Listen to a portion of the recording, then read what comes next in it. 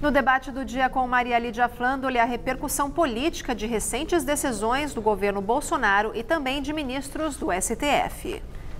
E para essa análise, nós convidamos Aldo Fornazieri, doutor em Ciência Política e professor da Fundação Escola de Sociologia Política de São Paulo, e também é nosso convidado, Cláudio Couto, doutor em Ciência Política, coordenador do mestrado profissional em Gestão e Políticas Públicas da Fundação Getúlio Vargas de São Paulo, onde é professor. Eu agradeço muito a ambos. Obrigada por estarem aqui no momento em que assunto não falta. Sobressaltos, assim, parece que se sobrepõem.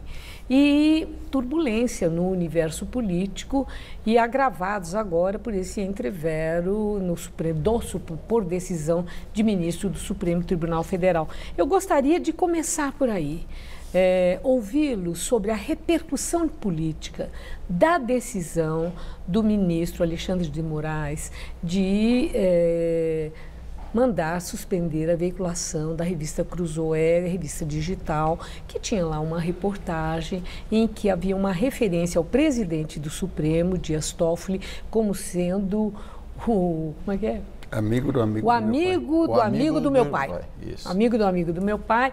E aí, numa clara alusão a Dias Toffoli. Coisa pegou mal. Já havia um pedido de inquérito, a Procuradoria-Geral da República, que, por sinal, hoje já teve um outro agravante. A Procuradora-Geral manda arquivar o tal do inquérito e o ministro Alexandre de Moraes desautoriza, né, na medida em que ele não autoriza esse arquivamento, não aceita o pedido de arquivamento. Bom, quero ouvi-los assim do ponto de vista político, esse imbróglio todo. A repercussão é muito forte no sentido de que houve censura em tempos de democracia. É assim que vocês veem, professor? Bom, eu entendo que houve censura claramente, né? E aí não importa a natureza do veículo que é censurado. Eu acho que quem defende a democracia tem que ser liminarmente contra a censura, mas eu acho que o erro é anterior. Quando que foi constituído esse erro? Quando foi definido que o STF mandaria investigar e não cabe constitucionalmente o órgão que julga também investigar. Então, perfeito. Eu acho que há um erro prévio a isso que aconteceu ontem, hoje e assim por diante. Quer dizer, o Supremo, infelizmente, ele está indo por um caminho de fragmentação das instituições. Eu acho que a situação política e institucional do país é muito grave. O órgão que deveria defender a Constituição e, consequentemente, as liberdades, é um órgão que começa a violar a Constituição e a liberdade, e, nesse sentido, entendo que a democracia corre riscos de fato. Agora, Cláudio Couto, partilha desse ponto de vista?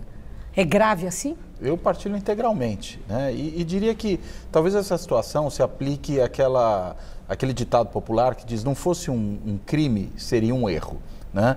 É as duas coisas, né? É um crime, não evidentemente no sentido legal necessariamente, mas alguém poderia discutir isso depois, mas o Supremo é que poderia, eventualmente não vai, a gente sabe. É um crime porque, claro, a censura é inaceitável, mas além de tudo é um erro político brutal, né? É uma asneira, que se me perdoe aqui o uso da palavra, porque isso se voltou contra o próprio Supremo. Né? Porque, afinal de contas, afeta a imagem do Supremo? Não, afeta tremendamente. Primeiro, se a ideia era abafar a notícia, o efeito foi o reverso. Nunca se falou tanto do assunto. Muita gente não tinha noção que revista é essa, que é e tal. Foi um ótimo, inclusive uma ótima propaganda. Foi um bom marketing bom, né? Um exemplo talvez maior disso seja o The Intercept, que é um site de esquerda, republicando na íntegra a matéria do antagonista e da Cruzoé, que são órgãos de direita radical. Quer dizer, e o Intercept diz que faz isso em solidariedade a eles contra a censura. Isso mostra o tamanho do erro que acabou se cometendo ali. Agora, concordo também com o que o Aldo falou, que isso joga mais confusão na relação entre as instituições. A Procuradora-Geral da República agiu corretamente ao determinar o arquivamento. Porque ela, né, ou o Ministério Público, na verdade, não ela pessoalmente, mas o Ministério Público, do inquérito, o Ministério Público é aquele que poderia, eventualmente, iniciar essa investigação e seria o responsável por uma ação, se ela fosse cabível. Mas, de ofício, o presidente do STF chama, inclusive em nome próprio, para a sua instituição essa investigação. Quer dizer, ele determina a investigação, ele vai definir se tem acusação, inclusive os pedidos aí todos de busca e apreensão que ocorreram hoje. Sim. E depois ele vai julgar, o mesmo órgão faz E desautora a Procuradoria-Geral, né? Pois é, o risco que se corre é de haver uma decisão em plenário. Eu acho que caminha nessa direção. É necessário que haja um posicionamento do Supremo coletivamente sobre o assunto. Agora, se o Supremo for decidir de maneira razoável nesse caso, é muito difícil que esses dois juízes não sejam desautorizados pelos seus pares. Pois é, falando em desautorizados pelos pares, professor Fornazieri, qual é o significado? O ministro Marco Aurélio já se manifestou. Eu acho que... Ele se opõe à decisão dos colegas. Qual é o significado disso? Claro, eu acho que está correto. Quer dizer, crise? É o começo de uma crise no próprio STF? Não é a primeira vez assim que há uma divergência entre ministros. E o Marco Aurélio é sempre E o Marco Aurélio, né? Exatamente. Quer dizer, eu acho que a postura do Marco Aurélio é correta. A barbaridade que foi feita é de tamanho absurdo que eu acho que um ministro sensato não pode ficar calado.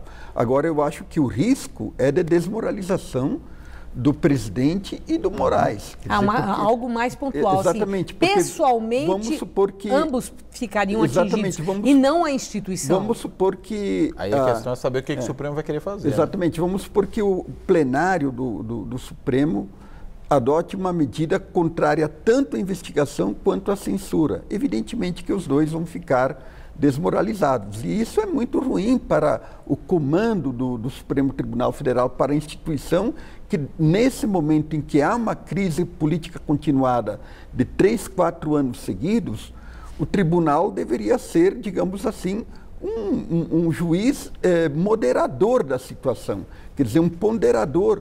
E o caminho do bom senso, o único caminho do bom senso é o caminho da Constituição. E quando o Supremo foge do caminho da Constituição, é porque as coisas, de fato, estão muito mal. E se é ruim a desautorização dos dois pelo plenário, pior ainda vai ser a coonestação.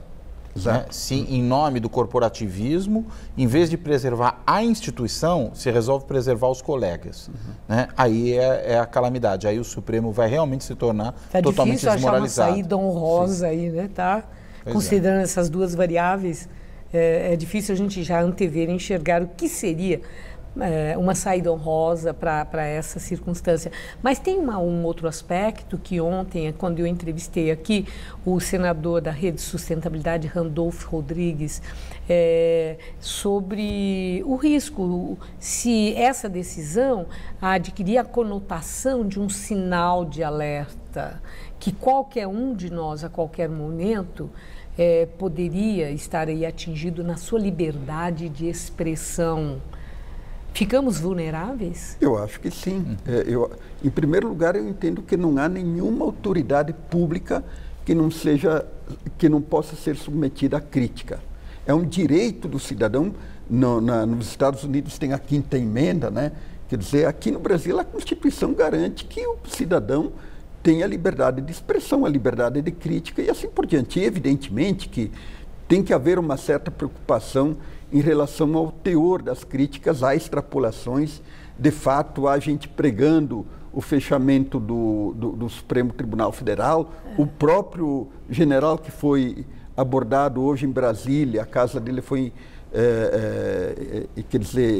visitada pela Polícia Federal, ele já pregou um tribunal de exceção para julgar o Supremo Tribunal Federal. Eu acho que essas questões elas têm que ser contidas.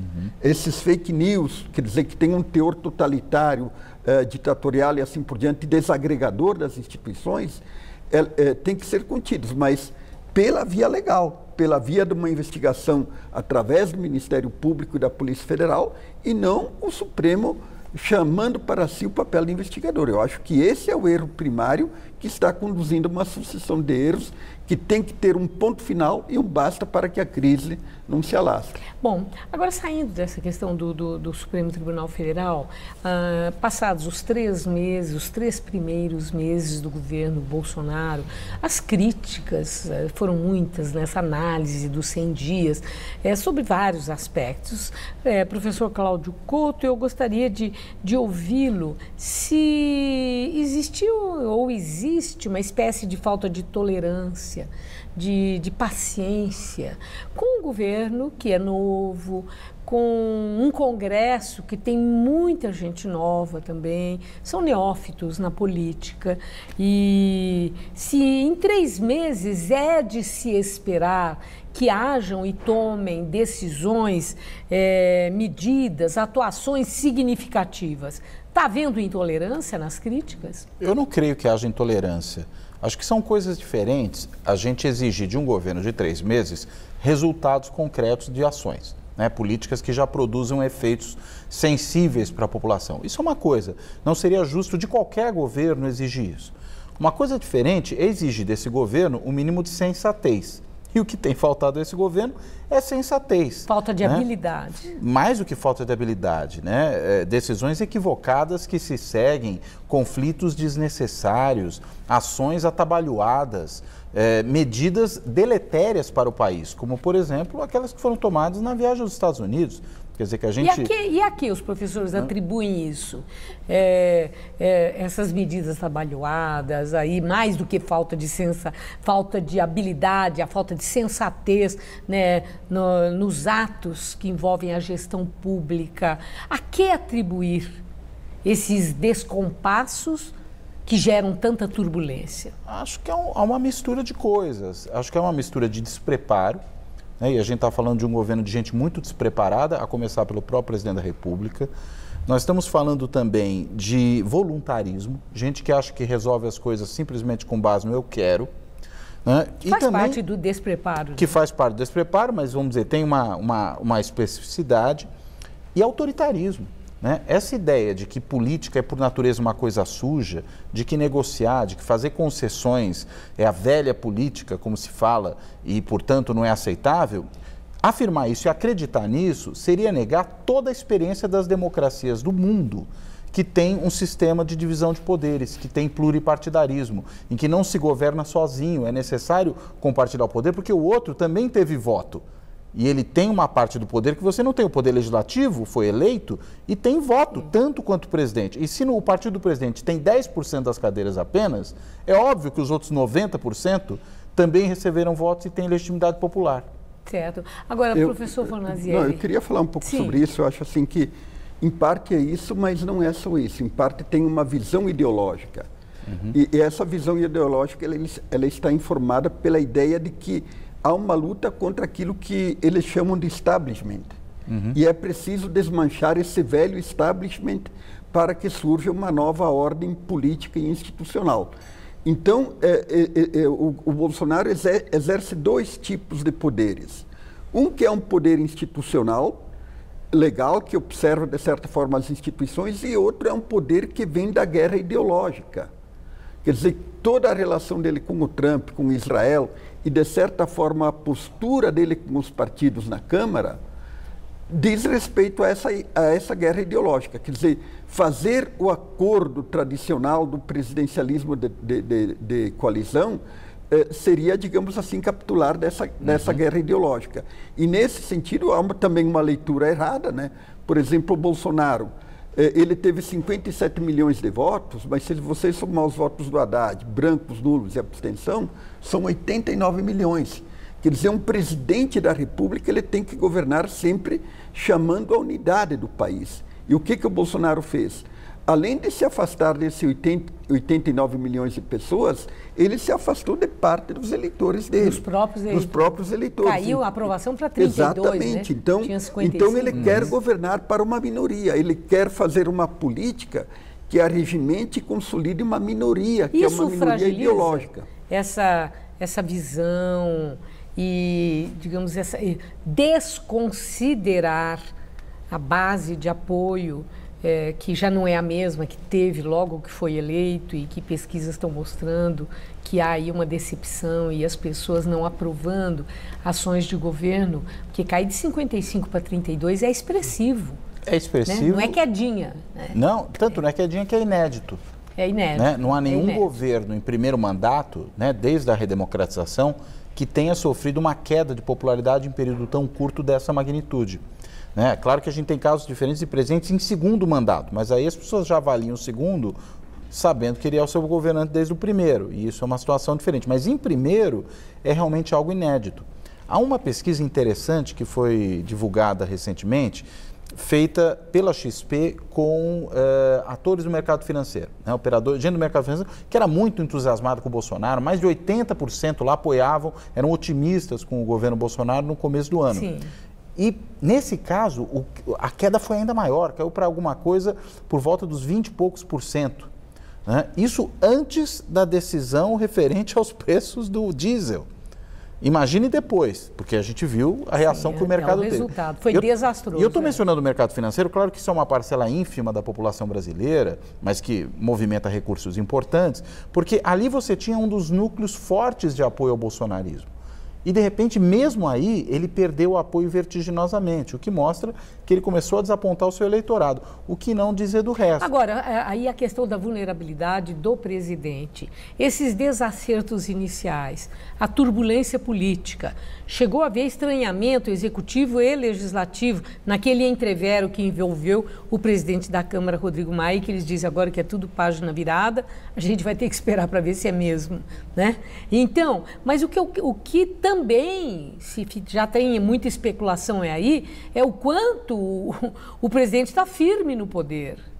E até considerando as declarações de ministros dele, os ministros militares, o vice-presidente da República, o general Mourão, que parece que vai atrás dos desacertos, fazendo correções de percurso para ver se salva a imagem do governo. E ele sim exibindo a tal da sensatez.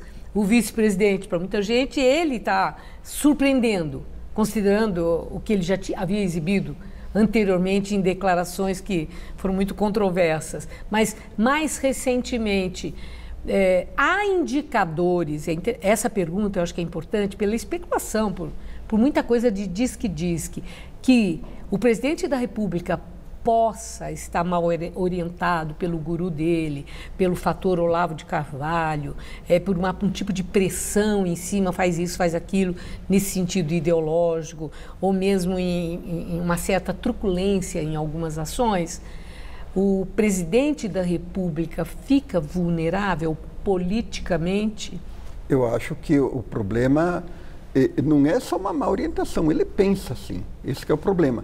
E eu acho que esse estresse com o Congresso ele vai continuar. Por quê? Porque há uma avaliação equivocada do governo em relação ao Congresso.